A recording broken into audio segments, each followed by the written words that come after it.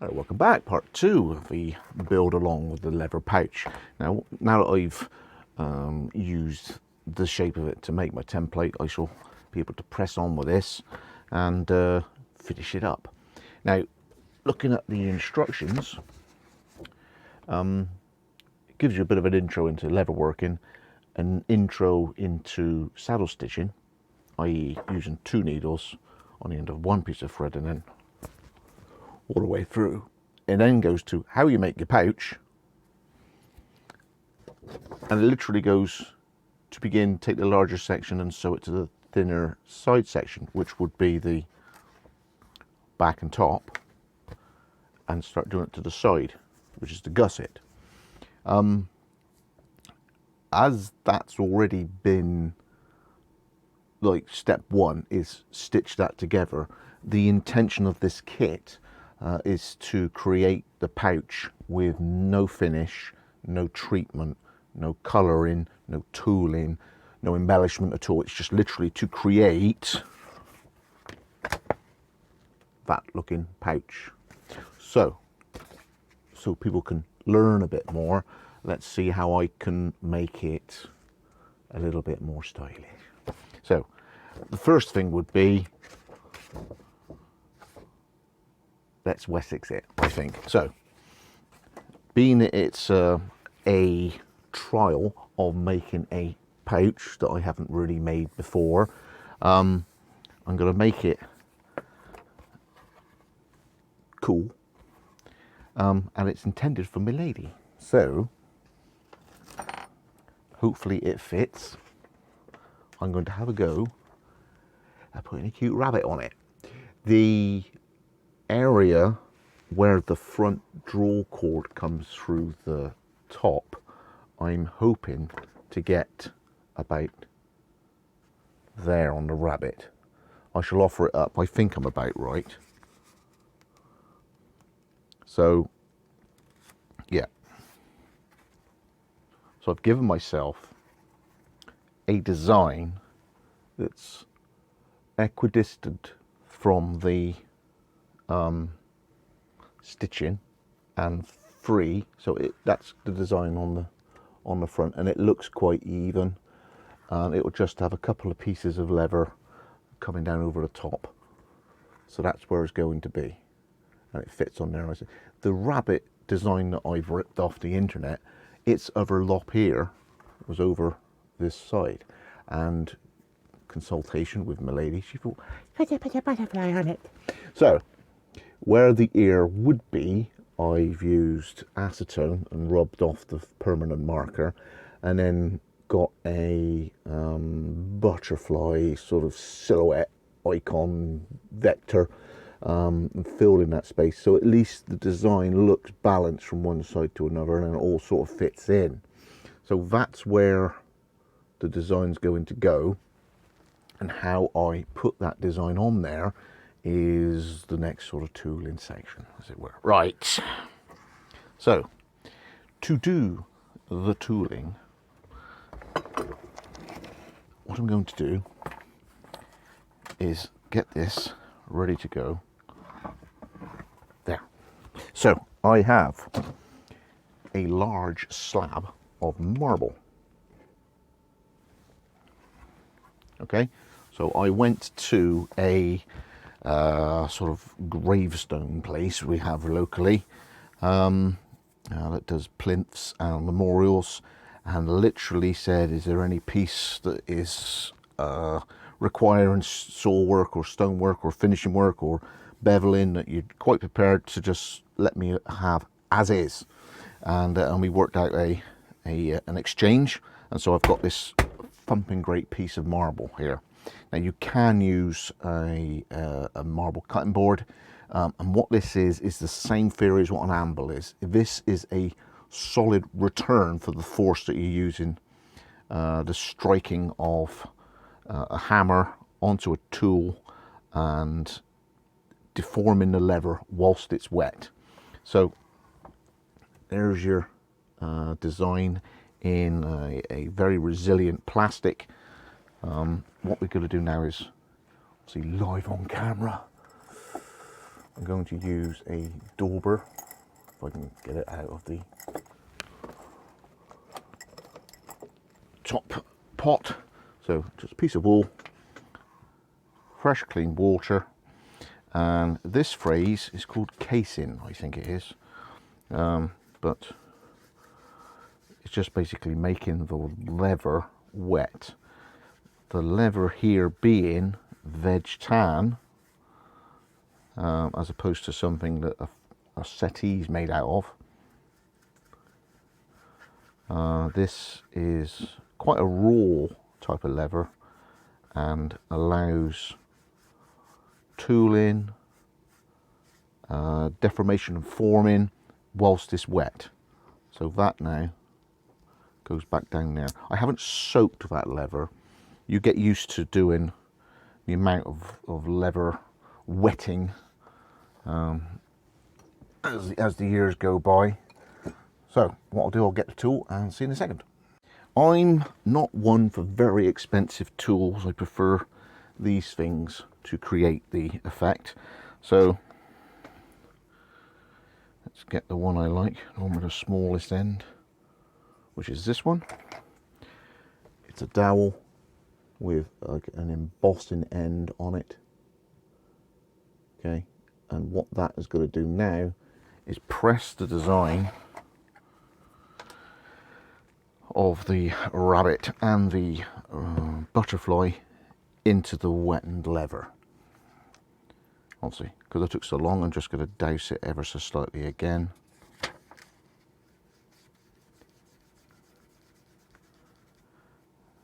Allow that to soak in. I don't want the surface water to be visible. I actually want the water to disappear in. Water on the surface is too wet. Right, it's in there now. So, as accurately and as, how can I put it? If you were drawing it with a pen, you want as much care going into it as you are with this. Because once you've made that mark, you're almost totally committed to that's where a skiving knife or another tool will be going later. So this is not like a rough sketch out. This is as accurate as you can possibly make it, as well as what the drawing was. So, and you also need to remember where you've been. So if you start systematically in one area and then systematically work your way down, you won't end up double going over the same place. So here we go. And that's a flower. So all the forming of all the shapes is as swoopy and as flower shaped as you can make it.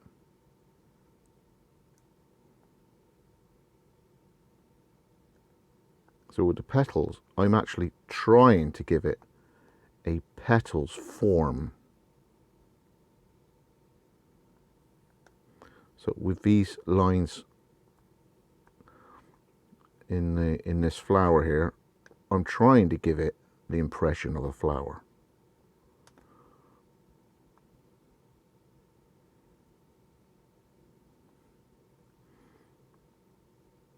And you can actually decide to improve it as you're going.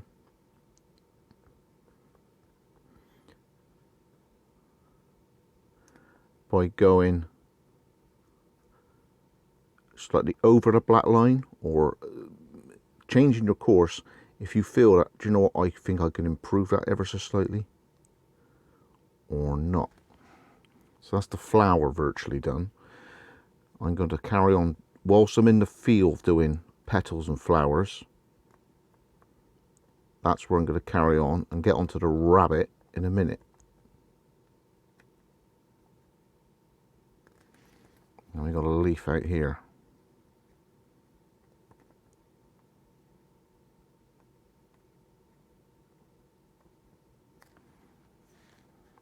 Okay. All right, now for the rabbit.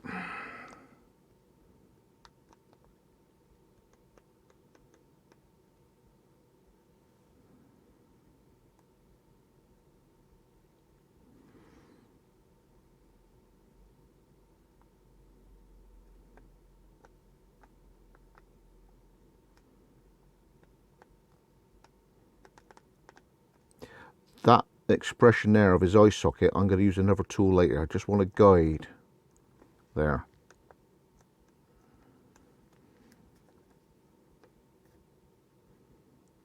Goes around. And you got his lagomorph hair lip. His jaw. Again, a guide for the whiskers.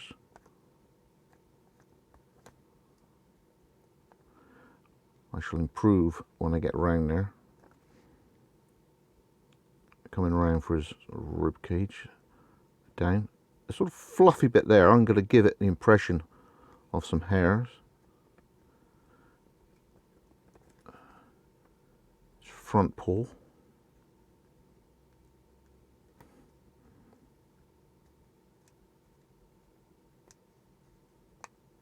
Again, trying to keep track of where you are.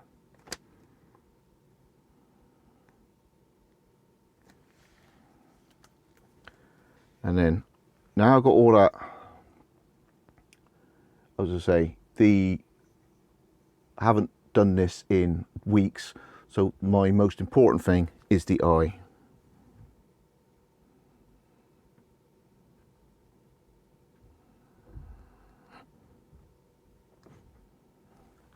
So I could still ever so slightly change that with a swivel knife or a bit of tooling later, but I want that as accurate as I can possibly get. And there was a spot, it's about there for the white of his eye. Butterfly, got to be very careful because there's thin lines like the antennae. The body's got to be quite bold. So I'm going to the outside of the body here and tail. This will be tooled right the way through as dark, and the outside of the wings.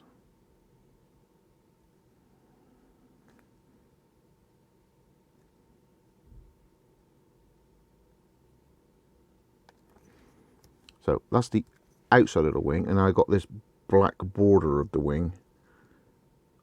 All of this will be tooled like the body. You'll see later. The veins of the wing will be line work.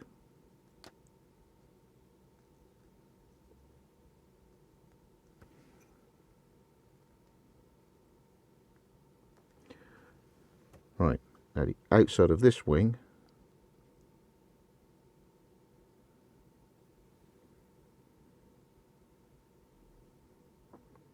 slowing down now because I can feel the leather is drying. So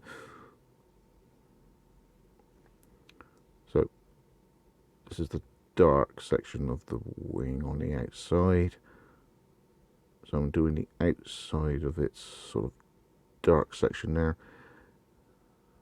Making sure, I can't remember where I've done that, so I go over it gently. The veins of the butterfly.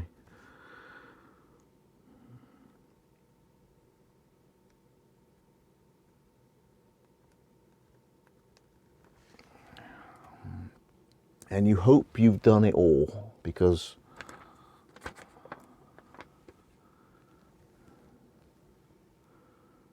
yeah, pretty much.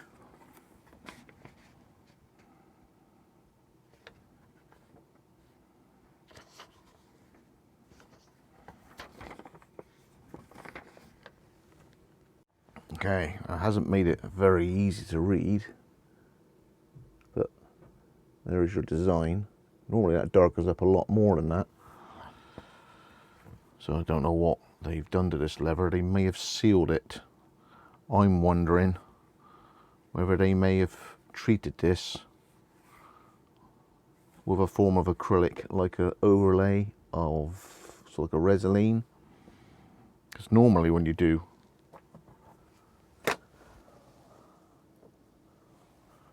have a look.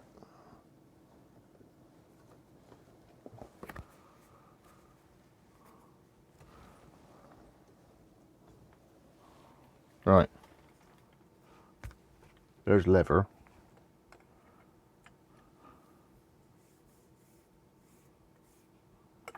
There's the leather being cased. Seen the water disappear.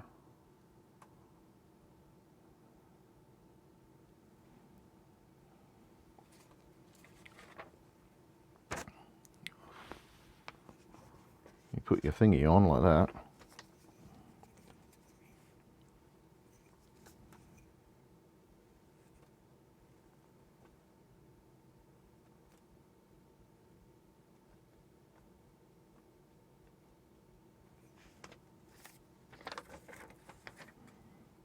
It's a lot darker. So I'm wondering whether that's had a Resolene coat on it. So I've got virtually no contrast whatsoever. Oh well, that's life. Crack on, Williams. Do it. So now I'm going to stick a blade in it now. And all those lines around the outside of the design and the flower, I'm going to use a swivel knife and cut into the leather. And I need to go not as deep as I normally would, because this is a lot thinner than my normal 3.2 mil. This is like 2 mil thick, so I'm going to very, very gently.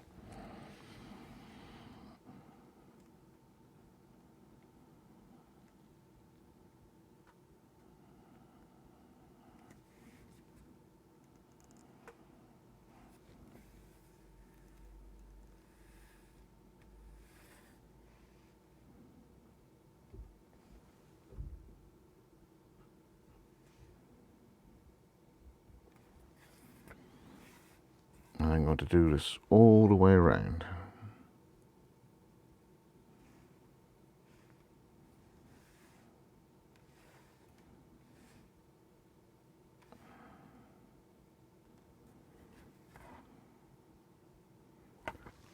Shall take a while. See you in a bit.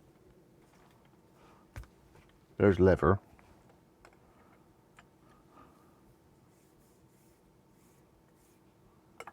There's the leather being cased.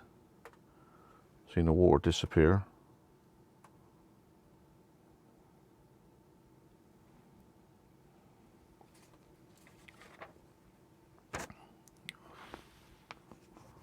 You put your thingy on like that.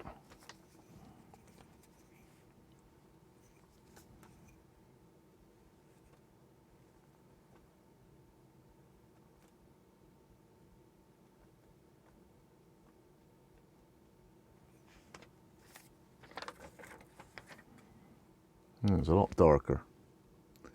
So I'm wondering whether that's had a Resolene coat on it. So I've got virtually no contrast whatsoever. Oh well, that's life. Crack on, Williams. Do it. So now I'm going to stick a blade in it now.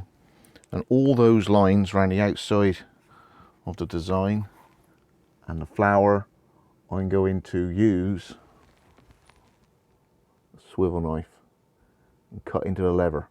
And I need to go not as deep as I normally would, because this is a lot thinner than my normal 3.2 mil. This is like 2 mil thick, so I'm going to very, very gently.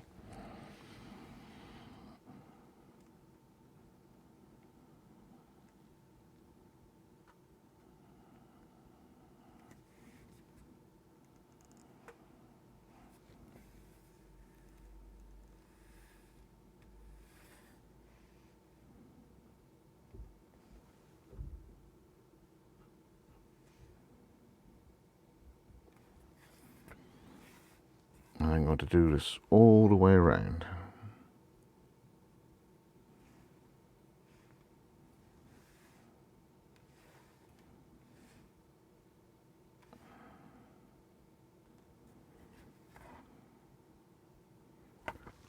Shall take a while. See you in a bit. Found this one. Choose a good spot, which will be about there, parallel to the other side.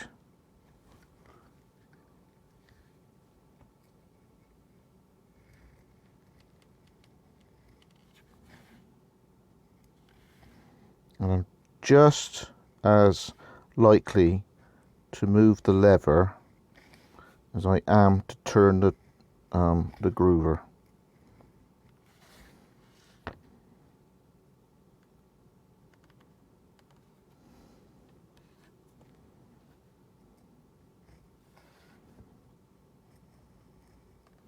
I prefer the other style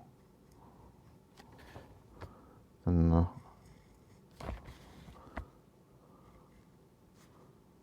and once you go around that corner,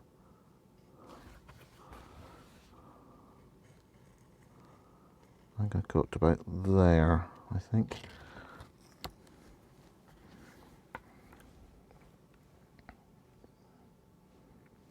Somewhere like that. And the beauty of this one is you can take that out, save it,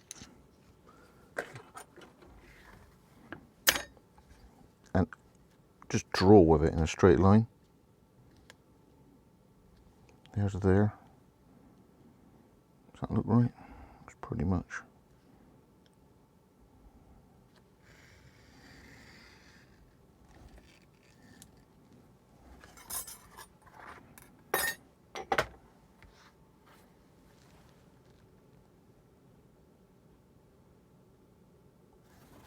Nice.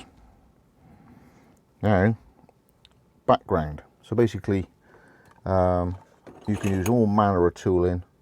These here, hitting down what you want down,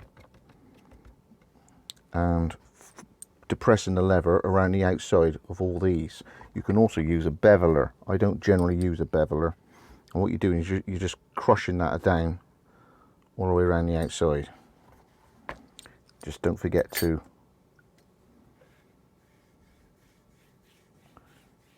and now the design comes out. Now, I wonder if it's had a dash of Resolene on it.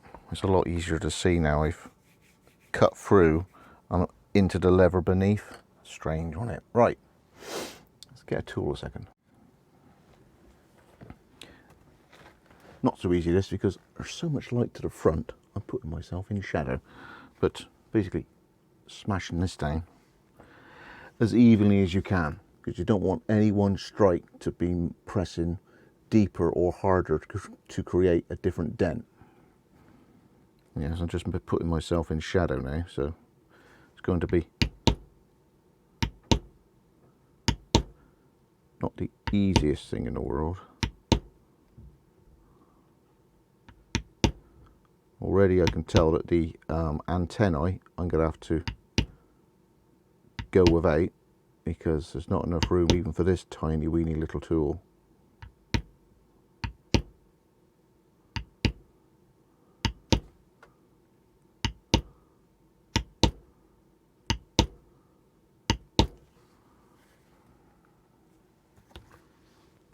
All the way around the outside. See you in a couple hours.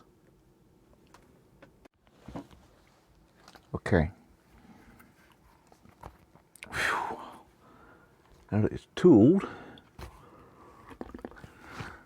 what I'm now going to do is go over all the design, stopping at where the backgrounding is. So all that design is going to be covered in this resist called Resolene.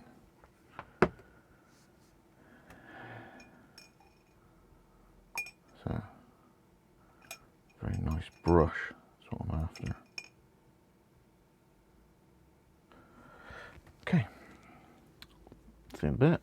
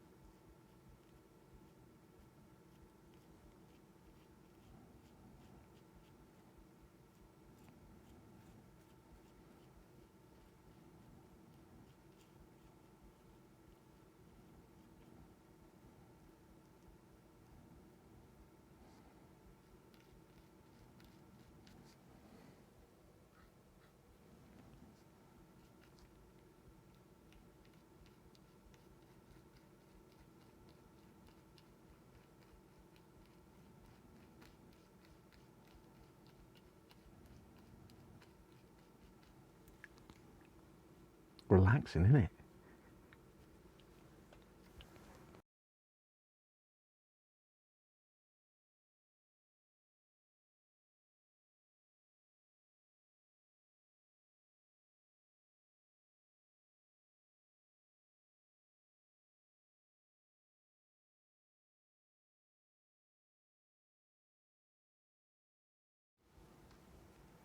Okay,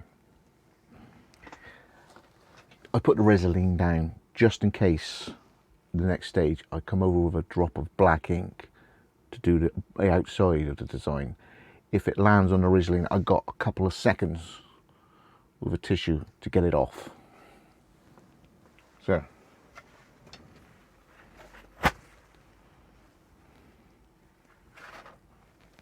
tissue at the ready. Best not to load the brush too much.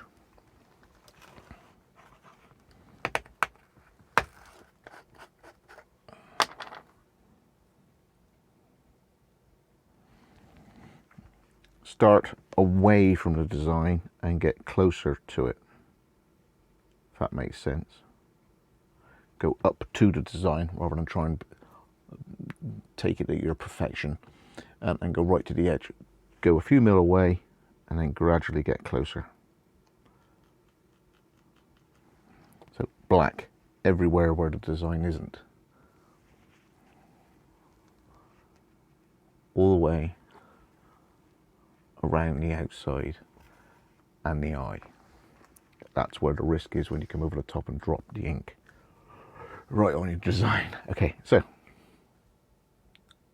load the brush, wipe against the side of the bottle, and gradually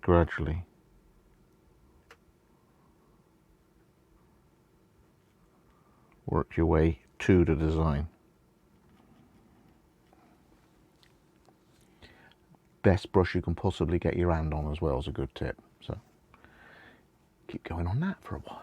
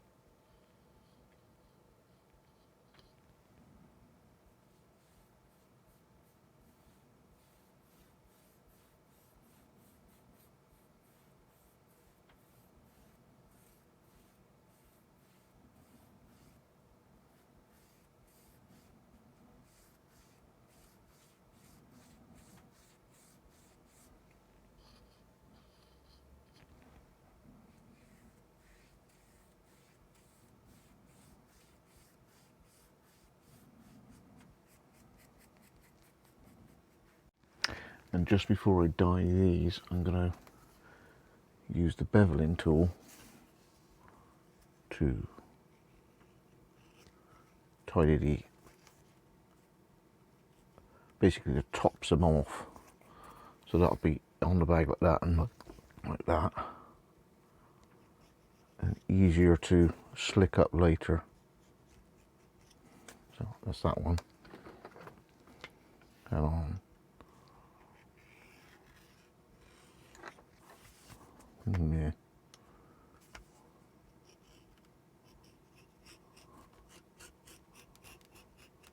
Something like that.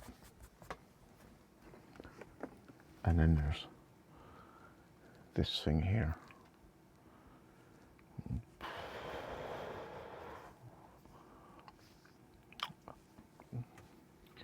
That's so rough, I mean, that's... Yeah, I'll just dye it out. Brown dye.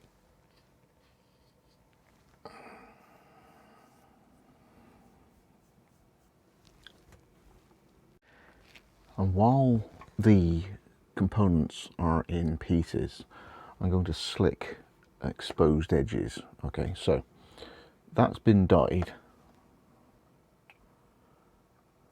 The simplest step, sort of 3-step process is you wet it, you get some Dove soap. That alone, because of the grooves, rounded grooves that you wear on it, is forming the end and rounding it over, and you get one of those slicker edges. You stick it, maybe that one there, and you go like that.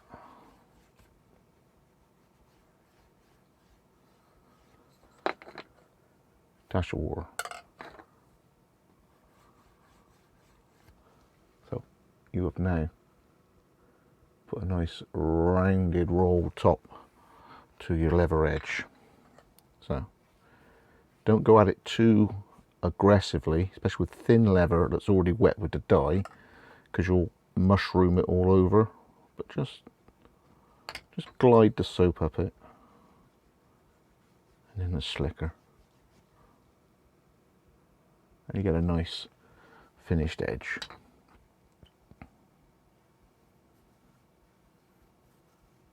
You can actually use the flat of the soap if you want.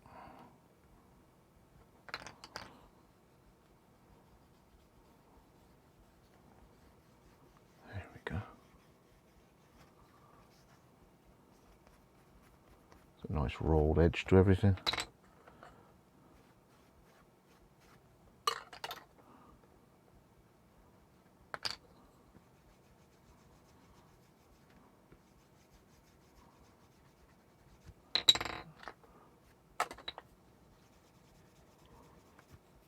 Don't press it down too hard. If you have pressed it over a bit, just dress it up with the flat area. There you go. So every edge, won't need to bother with that too much, because that's going to be butted up against the inside of the sheath bag. All around there. Now, I've read these instructions 6 times, and I'm thinking they're missing out a stage. So just bear with me a minute. There's no studs or rivets in here. This is just 2 needles and a load of thread, right? 2 needles and a load of thread. Okay.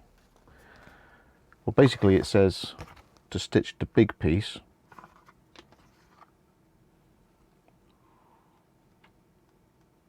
to the thinner section,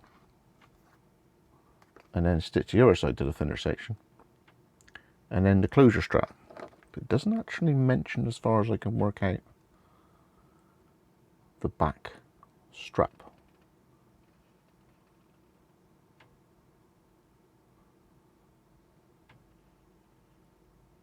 So what I'm going to do is I'm going to stitch a sort of belt loop on the back of there first.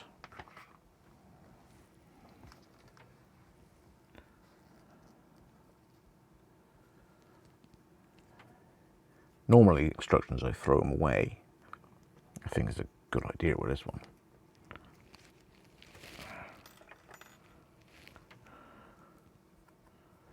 Right, it's in there. Add in a dash of adhesive to place it in the right place, using the needles for positioning.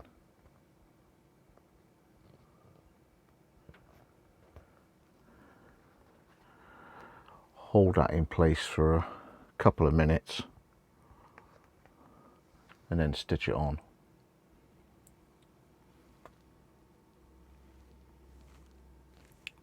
Glue and stitch, I think, yeah. Okay, the remainder of the thread will fold it in half. It seems to be enough, so I've offered it up. Just get the 2 ends there.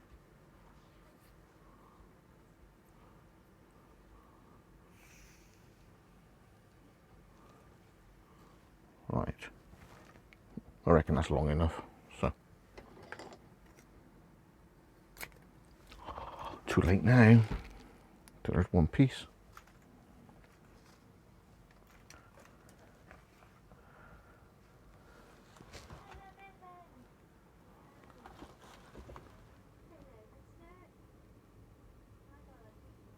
Pinch the end, usually makes it stiffer. Through the needle, take about that much, and then out there, put the needle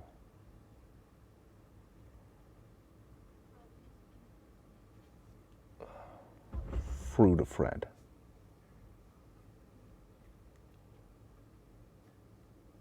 Pull it down over, pull it down. You've now locked the needle on the end of the thread so it doesn't pull out. These pearly words from Wessex blades. So once again, end of thread. Camel for the eye of the needle. Through the needle. Just over the length of the needle in thread. Needle.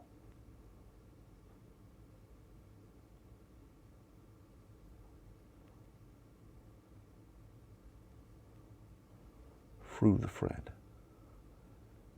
Down over the needle. Pull it tight.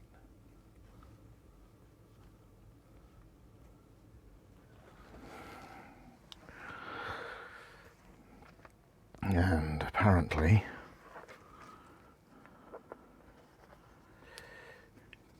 goes something like this. So this is the back.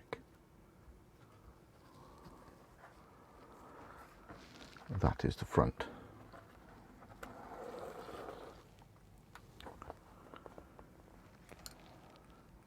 Get it? It's the same length. Then second hole.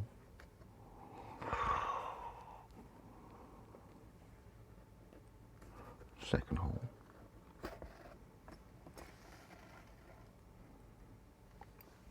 To about that much. First thread through the second hole, back through that one, and then 1, 2.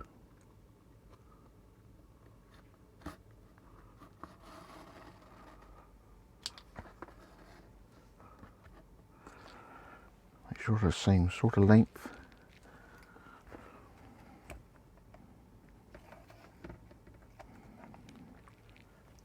Let's put a knot in it and you pull it into the hole all the way around. See you in a while.